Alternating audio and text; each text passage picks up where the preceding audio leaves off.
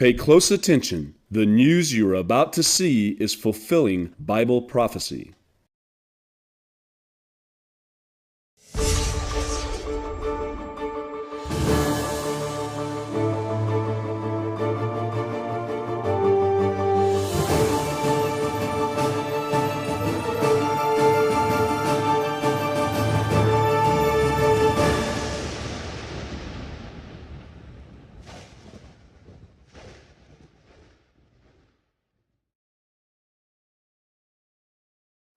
Welcome to another edition of YPN News, bringing you news as it relates to Bible prophecy and foretold by Yeshua Hawkins. Well, of course, the Russian government is telling its citizens, hey, you better prepare for nuclear war.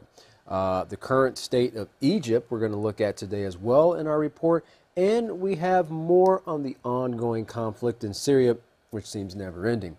But we're first going to start off with the Russian TV. Their state TV has suggested people should prepare for nuclear war.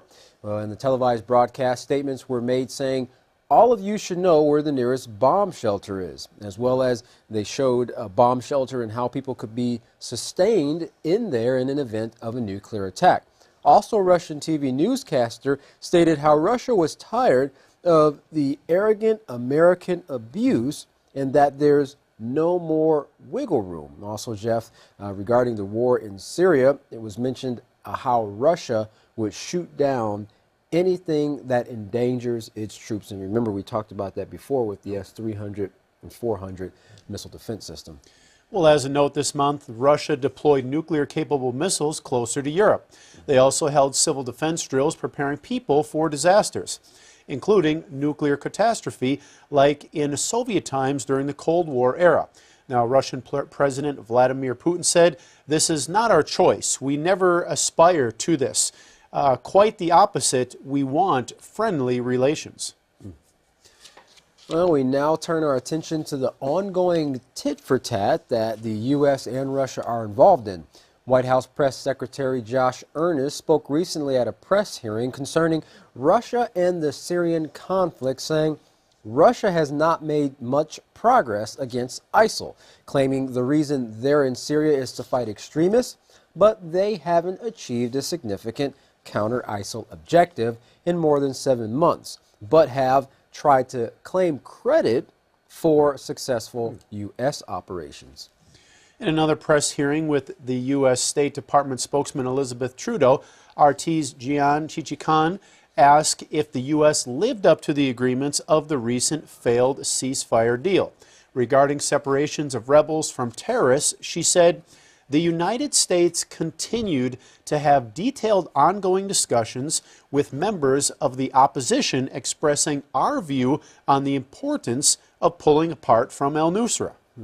Well, one of the reasons that the U.S. hasn't really dealt with the opposition is because they have become intermingled, speaking of the opposition, intermingled with the civilian population, and the U.S. wants to limit the number of casualties, and that was according to U.S. State Department spokesperson John Kirby. Well, Russia's UN ambassador Vitaly Churkin was questioned about his country's involvement in the bombing campaigns that killed innocent civilians, including women and children. Now, his response, had it not been for our intervention in Syria, the black flags, referring to ISIS there, would have been flying over Damascus. Our military tries to choose their targets very carefully. Eastern Aleppo has been taken hostage by al-Nusra and others who are working with Nusra. Interesting. He continued, please give us a recipe about how to deal with it. He also stated that the U.S. Said that they were in a better position to prevent civilian casualties, and that's another reason why the U.S. and Russia should work together. He continued to prevent further civilian deaths. Unfortunately, that didn't work out from the perspective of the United States. U.S. Defense Secretary Ashton Carter recently spoke at the Pentagon saying Russia's support of Bashar al-Assad is equivalent to pouring gasoline on the fire. Even President Obama expressed how Russia and Assad's alliance won't work and they'll end up in a quagmire, or in other words, Katan, a mess or quite a predicament. Well, if you remember, Secretary of State John Kerry stated that he's argued for the use of force, even standing up and announcing that we're going to attack Assad because of the weapons. We reported on that not too long ago as well. So if either participant's tactics aren't working in Syria, then it may be time to switch to Plan B. Well, take a look at how Deputy Secretary of State Anthony Blinken stumbled through questions by Senator Bob Corker, the chair of the Senate Foreign Relations Committee. Take a look. I'd like to understand what Plan B is. Just explain to us the elements of Plan B. Two things, Mr. Chairman. Russia's actions. This is going, of course, to be bad for everyone, but it's going to be bad first and foremost. I want to hear about Plan B. Well, I understand all the context here. I think, sir, this is important because Russia against Russia, Assad. Give me the elements of Plan B. So two things. Again, the consequences, Russia, the regime, Russia's actions. Let me just say what we already know. There is no Plan B. There is no Plan B. There is no Plan B. I guess we'll see how that'll play out. Well, looking a little further east to the confrontation between the U.S. military and the Chinese over a U.S. spy plane flying over what China deems as sovereign territory, but the U.S. recognizes as international waters. A U.S. spy plane flew over the South China Sea, and pilots were met with stern warnings from the Chinese military over their radio, telling the U.S. aircraft that they were approaching a Chinese military alert zone and to go. And they were saying that very, very sternly. These activities took place high above the man-made manufactured islands, which we brought out not too long ago, how China was dredging the bottom of the ocean and actually creating these air bases out in the middle of pretty much nowhere, pretty much in the South China Sea. But these islands are actually hundreds of miles off the coast of mainland China. Well, friction on the sea is not just limited to the U.S. and China. Our chief correspondent, Larry McGee, has our story on the UK warship that's scheduled to meet Russia. Also, a war taking place in Egypt and controversy over Israeli settlements. Larry, what do you have for us today? The British Navy is set to dispatch warships to confront and escort a Russian aircraft carrier and several vessels suspected to be accompanying it as it passes by the UK waters. The ship is said to be Russia's only aircraft carrier. It transports helicopters and planes if need be, and it has been confirmed to have departed from the Russian port town of Severomorsk, along with several other ships, all headed for the Mediterranean Sea. Reports are that the ships are scheduled to perform military exercises along the way, and the course that they have plotted will carry them through the North Sea, past Scotland, down the British coast, and through the English Channel. Because of that fact, Britain's Royal Navy is going to be on alert as they sail by and accompanying them as they do so. On record, however, the UK is downplaying the situation, explaining their planned response as standard procedure. The upcoming maneuvers by the Russians are apparently not a spur-of-the-moment thing. Reports are that Moscow made its intentions known as early as September. It is the current conflict between the two quartet members over Syria that is thought to be the driving tension behind the upcoming drills. Retaliation is coming down upon ISIS locations in the Sinai Peninsula following airstrikes by Egypt for ISIS attacks which are said to have killed 12 Egyptian soldiers at a checkpoint. The mercenaries then bragged about the number being as high as 20 and how they carried out the killings without suffering any casualties of their own. Regional analysts report that despite several efforts, Cairo was ineffective in its attempts to restore order to the area where the attacks were committed. Political commentator Hazim Salim commented that there is a need for reconsidering the strategy that the government has been employing and working to help the public to feel safe and more secure. The Sinai Peninsula has experienced an upsurge in violence since the coup against President Morsi in 2013. ISIS has reportedly been working since that time to develop a stronghold in the nation, targeting and killing both military forces and foreigners in Egypt. ISIS, which is also now being called takfir, a reference to the Islamic law of excommunication, where one Muslim deems another an unbeliever, is being credited with killing hundreds of soldiers and policemen all across the country. The current government of the ancient Hamitic nation says Egypt is in a state of war, and most of its citizens are now bracing themselves for battle against the takfir mercenaries of ISIS, who are seeking to extend their base into North Africa. To the northeast, Iran's deputy ambassador to the United Nations is cautioning against what he believes is the destabilizing effect of arms sales to Israel and Saudi Arabia. In his address to the First Committee of the United Nations General Assembly, the Persian diplomat called for global nuclear disarmament and leveled claims against Israel regarding aggression, occupation, genocide, and terrorism. He went on to say that Israel's possession of nuclear weapons represents the biggest threat to the security of the non-nuclear states of the Euphrates, and he feels that Israel must be compelled to submit to the NPT and other relevant treaties, which ban weapons of mass destruction. For YPN News, I'm Larry McGee. Gatan Jeff, back to you. Wow. Well, that's an ongoing situation that I'm sure many people would like to see be brought to a peaceful end. North Korea has test launched yet another ballistic missile, this time near the northwestern city of Kusung. Pentagon spokesman Gary Ross said in a statement, "We strongly condemn this and North Korea's other recent missile tests, which violate UN Security Council resolutions explicitly prohibiting North Korea's launches using missile or ballistic missile technology." Now, Ross added the U.S. intends to voice its concerns at the United Nations to boost international resolve to hold North Korea accountable for its actions. Now, it was determined by NORAD the missile launch posed no threat to North America. However, Washington called on Pyongyang to, quote, refrain from actions that further raise tensions in the region. Well, the U.S.'s commitment to defending its South Korean and Japanese allies is ironclad, Ross said. Well, Pyongyang has made a number of missile tests this year and vows to continue to do so until Washington ends its provocative policies toward North Korea.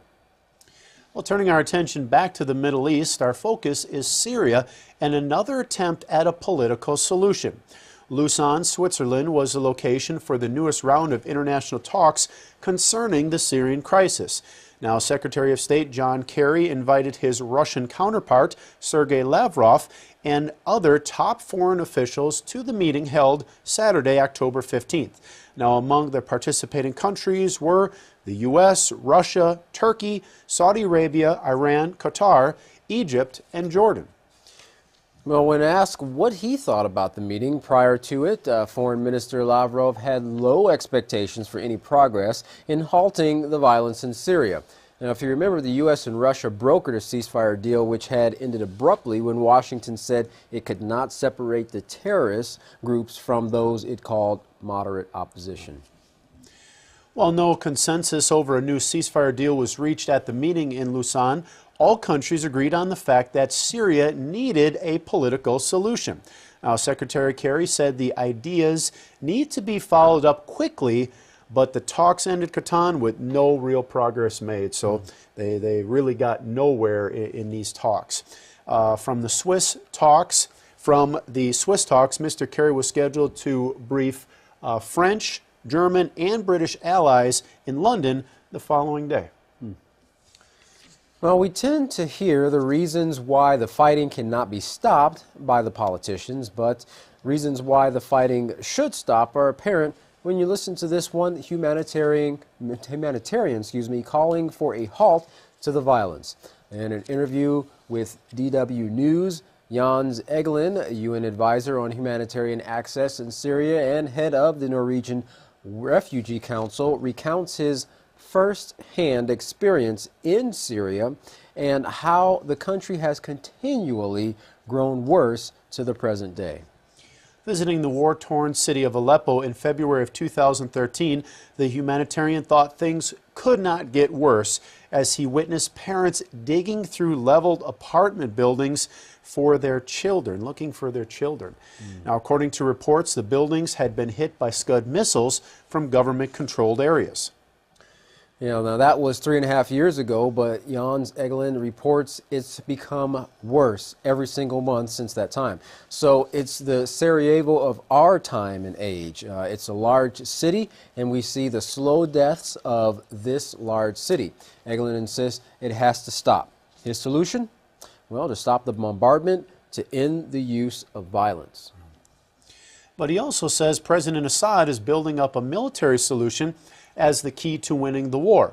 Of course, Assad's government is backed by Russia and Iran, while the opposition groups are supported by the U.S. as well as a host of other countries. But they have been using their military solution for the past 5 years with no positive outcome and certainly no peace. So the military option is definitely not working. That's right. Well, Egeland told DW News, we are humanitarians. We see there is no military solution. He went on to say it will continue and continue if they only try military means.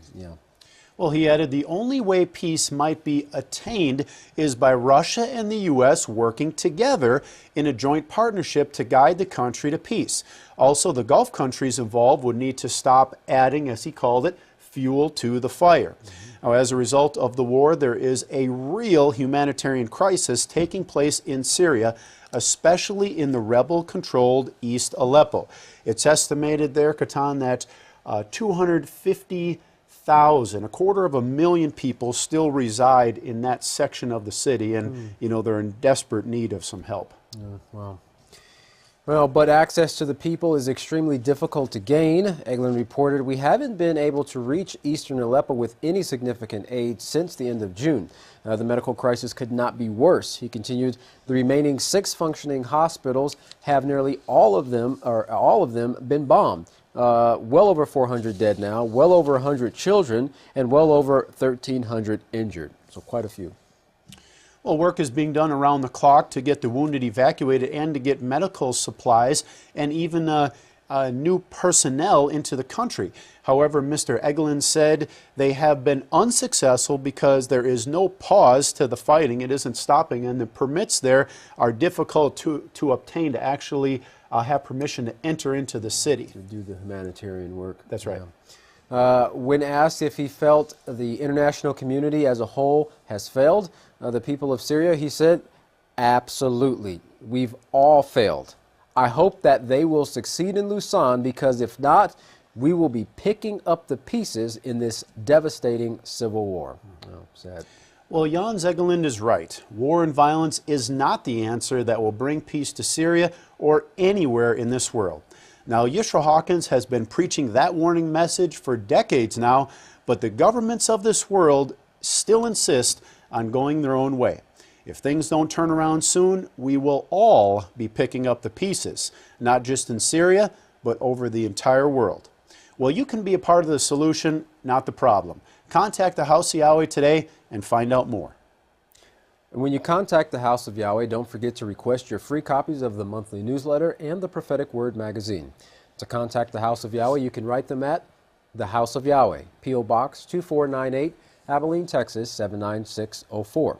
You can also call them at 1-800-613-9494 or visit them on any of their websites at www.yahweh.com, www.yisraelhawkins.com, and www.yahwehsbranch.com. You can also visit us on our website at www.ypnnews.com. You can also email the House of Yahweh at info@yahweh.com. And for any call outside the United States, please dial the number on your screen. And of course, don't forget the best study tool available to the Holy Scriptures on the internet at this time, the Yisrael Says program. To find out more, you can visit www.yisraelsays.com. Well, don't go anywhere. Up next is another exciting message from Yisrael Hawkins. From all of us here at YPN News, I'm Jeffrey Heimerman. And I'm Katan Alexander. Thanks for watching.